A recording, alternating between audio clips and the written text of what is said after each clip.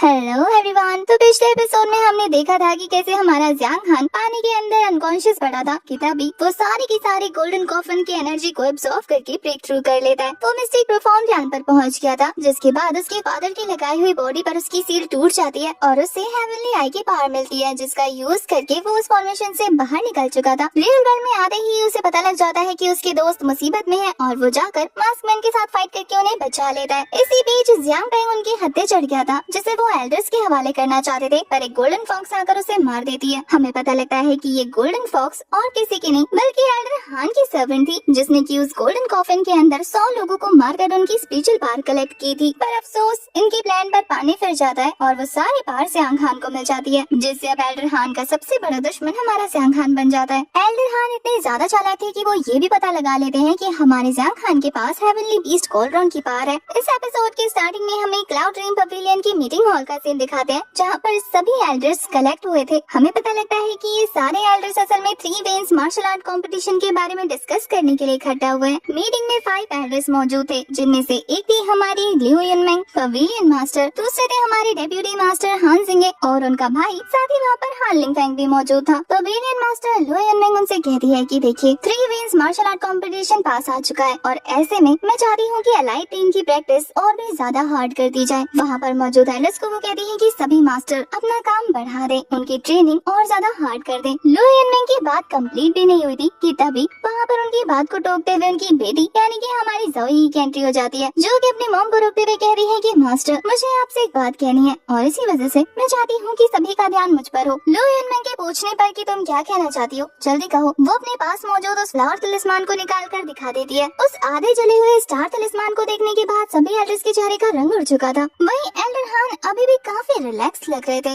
ज़ोई उन्हें वो तलिस्मान दिखाते हुए कहती है कि ये स्टार तलिस्मान मुझे उसी फॉर्मेशन वाली जगह से मिला जहाँ पर वो बीस्ट ट्रैप था, और फिर वो उस तलिस्मान को अपनी मॉम को हैंड ओवर करते हुए कहती है कि जहाँ तक मुझे याद है इस तरीके का सिर्फ एक ही तलिस्मान है और वो आपके पास मौजूद था। ज़ोई की बातों को सुनकर लिu युनमेंग कहती है कि तुम कहना चाहती हो कि मैं वो हूँ जिसने उस विच को आजाद किया। तुम इस क्राइम का सस्पेक्ट मुझे समझती हो। इस बात पर ज़ोई कुछ कहती नहीं बल्कि मुंह बनाकर मुंह फेर लेती है। तभी हमारा जियांग हान आगे बढ़ते हुए कहता है कि मुझे माफ कर दीजिए अगर मेरी बात का बुरा लगे, लेकिन मैं यहाँ पर सिर्फ सच बोलना चाहता हूँ। जहाँ तक मुझे याद है उस 7 स्टार फॉर्मेशन को बनाने में डेप्यूटी चीफ का भी हाथ था। इसका यही मतलब है कि डेप्यूटी चीफ अच्छे से जानते हैं कि तलिस्मान और फॉर्मेशन किस तरीके से बनाया जाता है। जियांग हान की बात कंप्लीट भी नहीं हुई थी और वहीं एल्डर हान बीच में बोल पड़ते हैं कि तुम कहना चाहते हो कि मुझे फॉर्मेशन बनाना आता है, इसका मतलब ये है कि उस विच को आजाद करने वाली लिu युनमेंग नहीं बल्कि मैं हूँ, क्योंकि हो सकता है कि मैंने वो फॉर्मेशन ब्रेक किया हो। जियांग हान काफी रिस्पेक्ट के साथ कहता है कि आपने बिल्कुल सही समझा और अब मैं चाहता हूँ कि आप प्लीज अपने इनोसेंस को प्रूव करें। अब ये सुनने के बाद लिu युनमेंग कहती है कि अगर ऐसी बात है तो फिर मुझे बाकी के दोनों एल्डर्स के साथ युनमेंग पैलेस में डिस्कशन करनी होगी, जिसके लिए वो दोनों एल्डर्स भी पूरी तरह से रेडी थे। पर तभी एल्डर हान कहते हैं कि मैं काफी दिनों से सेक्लूशन में था, एकांत में कल्टीवेशन कर रहा था और इस बारे में मेरे पवेलियन में मौजूद सभी एल्डर्स और डिसाइबल्स जानते हैं। तभी उनके पास मौजूद एल्डर्स उनकी बात पर हामी भर रहे थे कि हाँ ये सच कह रहे हैं, ये काफी सालों से सेक्लूशन में है। पर तभी हमारा जियांग हान उनकी बात को काटते हुए कहता है कि मुझे माफ कीजिए डेप्यूटी मास्टर, लेकिन मुझे लगता है कि आपके साइड्स के एल्डर आपका सपोर्ट करेंगे। ऐसे में वो झूठ बोल रहे हैं या सच, ये हमें कैसे पता लगेगा? आपके एल्डर्स आपके खिलाफ क्यों ही जाएंगे? तो उनकी गवाही यहाँ पर नहीं मानी जा सकती। पर तभी वो एल्डर हमारे जियांग हान पर चिल्लाते हुए कहते हैं कि क्या तुम्हें मुझ पर शक है कि मैं झूठ बोल रहा हूँ? फिर जियांग हान कहता है कि लगता है एल्डर आप कंफ्यूज हो रहे हैं, मैं आपको समझाता हूँ। आप ग्रैंड एल्डर की बैंक के दादाजी हैं, इसीलिए आपकी बातों पर ध्यान देना जरूरी है, लेकिन अगर ये काम मास्टर लिन ने किया होता तब फिर अब वो विच आजाद हो चुका और काफी देर हो चुकी है, आप कुछ नहीं कर सकते। इसलिए झूठ बोलने या ना बोलने के तो कोई रीजन ही नहीं है। जियांग हान ने काफी चालाकी के साथ ग्रैंड एल्डर की उस गवाही को नामंजूर कर दिया था, जिसे देखते हुए हान लिंग का गुस्सा 7वें आसमान पर पहुंच जाता है और वो कहता है कि तुम जानबूझकर ऐसा कर रहे हो, है ना? पर जियांग हान का कहना था कि तुमने मुझे क्या समझ के रखा हुआ है, मैं एक साथ दो एल्डर्स को टारगेट करूंगा? क्या मेरे अंदर इतनी ताकत है कि मैं एक साथ दोनों एल्डर्स के खिलाफ जा सकूं? तुम ये कहना चाहते हो? बेचारी की तो बोलती बंद हो जाती है। यहाँ पर जियांग हान एल्डर्स के आगे फिर से ग्रीट करते हुए रिस्पेक्टफुली कहता है कि आपको अपनी इनोसेंस प्रूव करनी होगी। लिu युनमेंग भी एल्डर्स की तरफ देखने लगती है कि वो दोनों अपनी अपनी बेगुनाही साबित करें। डेप्यूटी हान को हमारे जियांग हान का ये मूव काफी इम्प्रेसिव लगता है, वो तो हंसने लगे थे। तभी वहाँ पर 2 और डिसेबल्स की एंट्री होती है, जो कि सभी एल्डर्स के आगे झुकते हुए उन्हें ग्रीट करके कहते हैं हमें आप लोगों को कुछ इन्फॉर्म करना है। हमारी टीम में मौजूद जियांग पेंग बिना परमिशन के हमारी टीम को छोड़कर रात को बाहर चला गया था।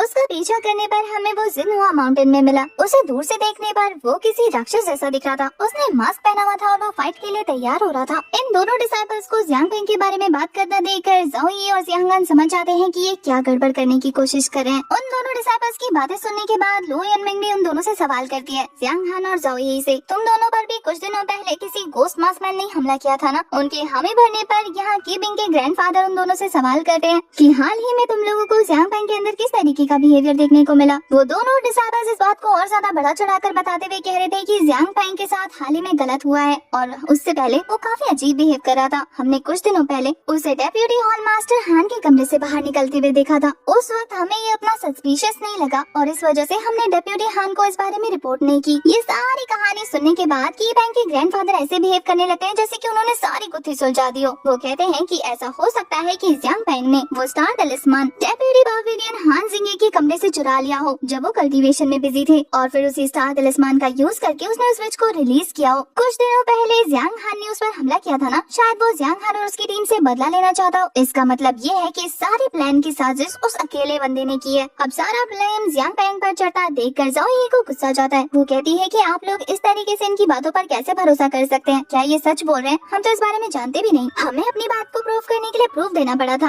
I am sure pavilion master लू भी इनसे प्रूफ मांगेगी। ये बोलकर वो उन डिसाइपल्स की तरफ देखने लगती है जो कि एक तो घबराहट के मारे जमीन पर गिर जाता है, लेकिन फिर भी वो खुद को संभालते हुए ऐसे दिखा रहा था जैसे कि वो सच बोल रहा हो। वो पवेलियन मास्टर लू से कहता है कि मैं चाहता हूँ कि आप इस मामले की इन्वेस्टिगेशन करें क्योंकि जल्द ही 3 वेन्स मार्शल आर्ट कंपटीशन होने वाला है और जियांग पेंग हमारी टीम का सबसे बेस्ट प्लेयर है। हम उसे खोना नहीं चाहते। अगर हम उसके बारे में झूठी गवाही देंगे तो ये तो वही बात हो गई ना कि हमने अपने पैरों पर ही कुल्हाड़ी मार ली हो। और हम ऐसा क्यों करेंगे? और हम क्या, कोई भी ऐसा क्यों करेगा? अब उनकी बातें बाकी सभी एल्डर्स के सामने सेंस बना रही थी कि कोई भी अपनी टीम के बेस्ट प्लेयर को क्यों ऐसे फंसाएगा, वो भी तब जब आने वाले कंपटीशन में उसकी सबसे ज्यादा जरूरत हो। लो यनमिंग उन डिसाइपल्स को वहाँ से जाने को कह देती है क्योंकि उनका काम हो चुका था। इधर ज़ोई का तो पारा हाई होने लग गया था। वो डेप्यूटी पवेलियन मास्टर हान को देखकर कहती है कि ये बूढ़ी लोमड़ी, इसे अच्छे से पता है कि किस तरीके से बच के निकलना है। वहीं ज़ोई की ये हरकतें पूरी तरह से विजिबल थी, जिसे देखकर मास्टर सिंह तो तंज भरी मुस्कान दे रहे थे जैसे कि ये कह रहे हो कि मुझे फंसाना तुम जैसे बच्चों का काम नहीं। पवेलियन मास्टर लू उन दोनों से सवाल करती है कि जियांग पेंग कहाँ है, जिस पर जियांग हान जवाब देता है कि उसे एक बूढ़ी गोल्डन लोमड़ी ने मार डाला। हम उसे पकड़कर आपके पास ही ला रहे थे, पर तभी अचानक से वहाँ पर एक गोल्डन फॉक्स अपीयर हुई और उसे मारकर वहाँ से भाग गई। तभी इस बात को सुनकर जियांग पेंग रिएक्ट करते हुए कहता है कि जियांग हान, तुम तो एक नंबर के स्टोरी टेलर हो। तुमसे झूठ भी सही से नहीं बोला जा रहा। कौन तुम्हारी बात का यकीन करेगा? मुझे तो लगता है कि जियांग पेंग को तुमने खुद मार दिया और अब तुम एक फॉक्स को फंसा रहे हो। पर तभी ज़ोई उनके आगे आते हुए कहती है कि मैंने अपनी आंखों से देखा है, जियांग हान झूठ नहीं बोल रहा, फॉक्स सच में आई थी। पर तभी जियांग हान की बातों को रिपीट करते हुए लिंग फेंग कहता है कि तुम तो उसकी टीममेट्स हो ना, तो फिर तुम्हारी गवाही को कौन ही मानेगा? इनफैक्ट मुझे तो लगता है कि तुम दोनों ने मिलकर उसे मार डाला और अब एक साथ झूठ बोल रहे हो। लिंग फेंग एल्डर लू के आगे झुकते हुए कह रहा था कि मास्टर लिन, मैं चाहता हूँ कि आप इस मामले की छानबीन करें। जियांग पेंग दोषी है और उसे एल्डर्स की तरफ से सजा मिलनी चाहिए थी, न कि किसी डिसाइपल की तरफ से। जियांग हान ने सेक के डिसाइपल को मारकर रूल ब्रेक किया है। मैं चाहता हूँ कि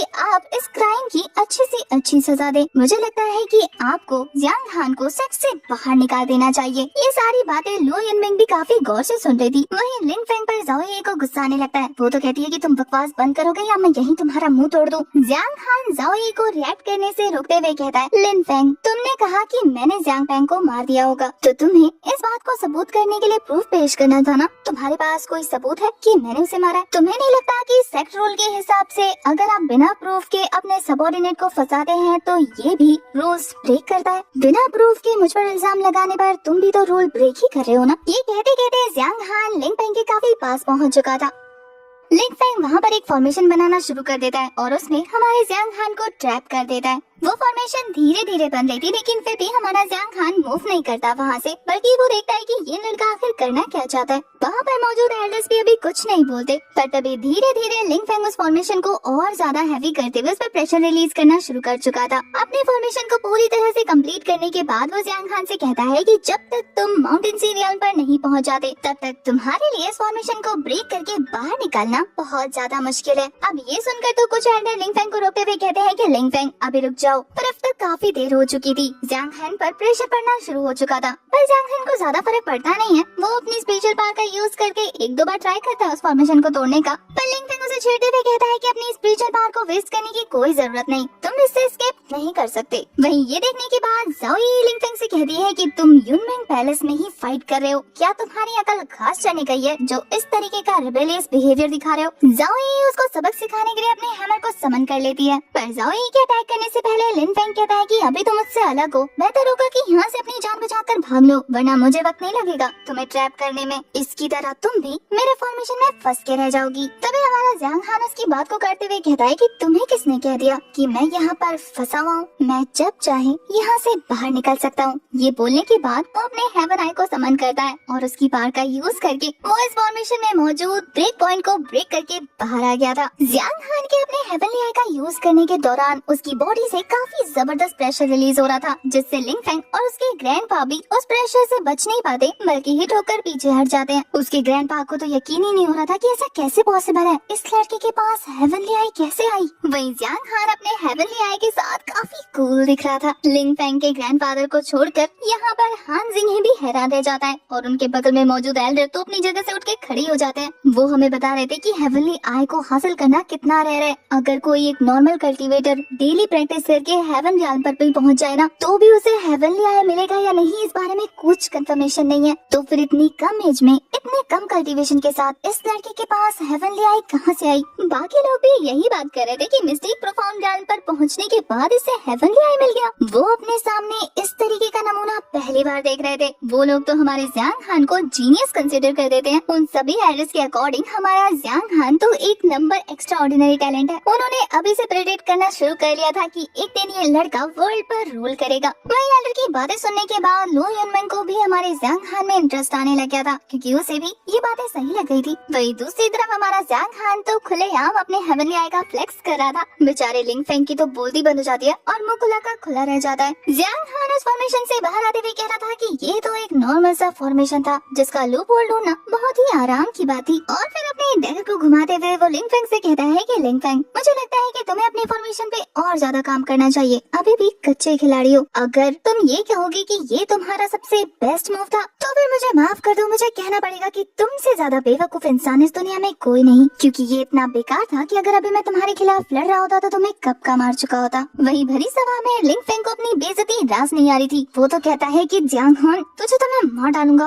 वही जियांग हान तो उसे और ज्यादा खिलसाते हुए कहता है कि अगर तुम ऐसा करना चाहते हो तो फिर मुझे कहना पड़ेगा कि तुम ना उम्मीद होने वाले हो। वही इस बंदर ने तो अटैक करना शुरू कर दिया था, जहाँ हमारा हीरो बड़ी आराम से उसके अटैक्स को डॉज करते जा रहा था। यहाँ पर जियांग हान स्टार्टिंग में लिंग फेंग पर एक भी अटैक नहीं करता, बल्कि वो उसके अटैक से बचता जा रहा था। और जैसे ही फाइट इंटेंस होने लगती है और लिंग फेंग जियांग हान को जान से मारने के लिए काफी खतरनाक अटैक प्रिपेयर करता है, तो मौका पाकर जियांग हान उसके पेट पर एक कट लगा चुका था। जियांग हान के एक ही अटैक से लिंग फेंग काफी बुरी तरीके से इंजर्ड हो चुका था। उसकी बॉडी से ब्लड बहता देखकर वो कहता है कि तुम्हारी हिम्मत कैसे हुई क्लाउड ड्रीम पवेलियन में मुझे हर्ट करने की। वही जियांग हान अपने वेपन को रोल करते हुए कहता है कि ये क्या दोगलापन है, तुम करो तो सही और हम करे तो गलत। तुम मुझ पर अटैक पे अटैक किए जा रहे थे बिना इस चीज की परवाह किए कि हम कहाँ फाइट कर रहे हैं, और बदले में चाहते थे कि मैं फाइट बैक भी न करूं। इस बार जियांग हान के अटैक को रोकते हुए लिंग फेंग भी अपना बेस्ट दे रहा था, पर अफसोस वो ज्यादा देर तक जियांग हान के आगे टिक नहीं पाता। अपना बेस्ट देने के बावजूद भी जियांग हान ने उसे दूसरी बार हिट करके जमीन पर गिरा दिया था और अब वो खड़े होकर फाइट करने के लायक नहीं बचता। ये देखकर जियांग हान अपने डैगर को उसके काफी पास लाते हुए कहता है कि तुम फाइट बैक नहीं करे, क्या तुम चाहते हो कि मैं तुम्हें जान से मार दूं? पर इससे पहले कि वो डैगर उसकी बॉडी के आर पार करता, तभी उसके ग्रैंडपा आकर पीछे से उस पर हमला करने जाते हैं। पर जियांग हान ने बैक से हो रहे स्नेक अटैक को भी ब्लॉक कर दिया था और एल्डर को दूर झटक दिया था। ये देखकर तो सभी एल्डर्स का मुंह खुला रह जाता है, क्योंकि ऑब्वियसली लिंग फेंग के ग्रैंडपा उससे काफी ज्यादा पावरफुल थे। लेकिन फिर भी जियांग हान एक साथ दो लोगों को संभाल रहा था, पीछे से उसके ग्रैंडपा के स्नेक अटैक को और पाँव के नीचे